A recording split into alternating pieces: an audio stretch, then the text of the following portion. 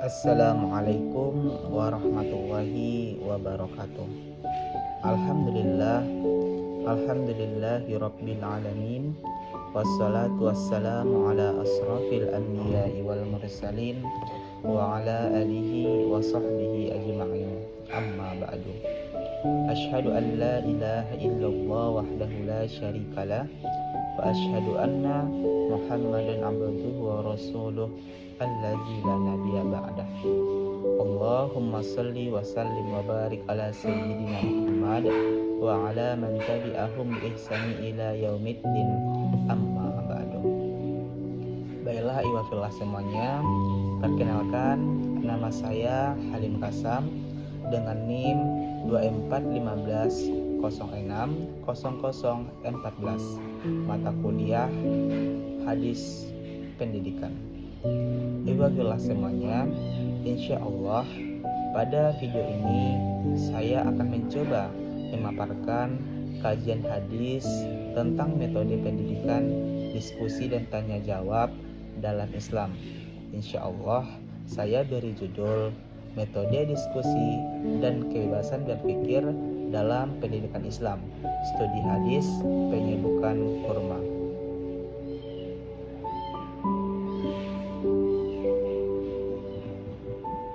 Adapun lafaz hadisnya, Bismillahirrahmanirrahim. An Aisyata radhiyallahu anha wa an Anasin bin Malikin radhiyallahu anhuma annan nabiyyi sallallahu alaihi wasallam biqaumin yulaqqahuna an-nahla faqala law lam taf'alu asluha fatarakuhu fasada famarra bihim faqala ma li nahlikum qalu kaza wa kaza faqala Rasulullah sallallahu alaihi wasallam antum a'lamu bi umuri dunyanikum, riwahul Bukhari. Nah, adapun terjemahan dari hadis yang saya paparkan tadi, yaitunya dengan menyebut nama Allah yang Maha Pengasih lagi Maha Penyayang, dari Aisyah semoga Allah meridhai daripadanya, dan dari Anas bin Malik dari semoga Allah meridhai daripada keduanya, bahwasanya Nabi SAW pernah melewati sekelompok orang yang sedang menyerbukkan pohon kurma.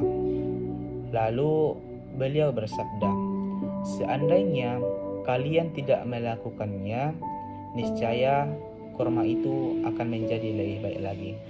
Maka mereka pun meninggalkan penyerbukan tersebut, lalu hasilnya menjadi lebih buruk. Kemudian Nabi SAW kembali melewati mereka dan bersabda kembali, apa yang terjadi dengan pohon kurma kalian? Kemudian mereka menjawab, engkau telah mengatakan demikian. Maka Rasulullah SAW bersabda, kalian lebih mengetahui urusan dunia kalian. Hadis riwayat Bukhari. Nah, iwafillah semuanya, adapun isi kandungan yang terdapat dalam hadis yang sudah saya paparkan tadi, yaitunya hadis ini menjelaskan bahwa Rasulullah SAW memberikan ruang kebebasan berpikir kepada para sahabat dalam urusan dunia. Ketika pendapat Nabi SAW tentang teknik pertanian ternyata tidak menghasilkan hasil yang baik, beliau tidak memaksakan pendapatnya, melainkan mengakui bahwa manusia lebih memahami urusan dunia berdasarkan pengalaman ataupun pengetahuan empiris mereka sendiri. Dan juga Imam An-Nawawi juga menjelaskan bahwa sabda Nabi SAW ini menunjukkan bahwa tidak semua pendapat beliau dalam urusan dunia bersifat wahyu, melainkan ijtihad manusiawi. Ibnu Hajar juga menegaskan bahwa hadis ini menjadi dasar berkembangnya ilmu pengetahuan melalui pengalaman, diskusi, dan juga eksperimen. Iwafillah semuanya, tidak hanya dua imam. Al-Qadiyat juga menambahkan bahwa metode Rasulullah SAW dalam hadis ini menunjukkan pendekatan pendidikan yang tidak mematikan kreativitas peserta didik, melainkan membimbing mereka untuk belajar melalui dialog dan pengalaman secara langsung. Itu isi kandungan yang terdapat dalam hadis tersebut, semuanya. Jadi adapun komponen-komponen pendidikan dalam hadis tersebut, yang pertama, kita sebagai pendidik dalam hadis ini adalah Rasulullah SAW. Beliau berperan sebagai pendidik yang bijaksana, terbuka terhadap dialog, serta tidak memaksakan pendapat dalam hal-hal yang bersifat teknis duniawi. Adapun yang menjadi peserta didik, yaitunya peserta didik adalah para sahabat dalam hadis ini dan secara umum umat Islam. Mereka diberi kesempatan untuk berdiskusi, mencoba dan mengambil pelajaran dari pengalaman dari kehidupan mereka sendiri.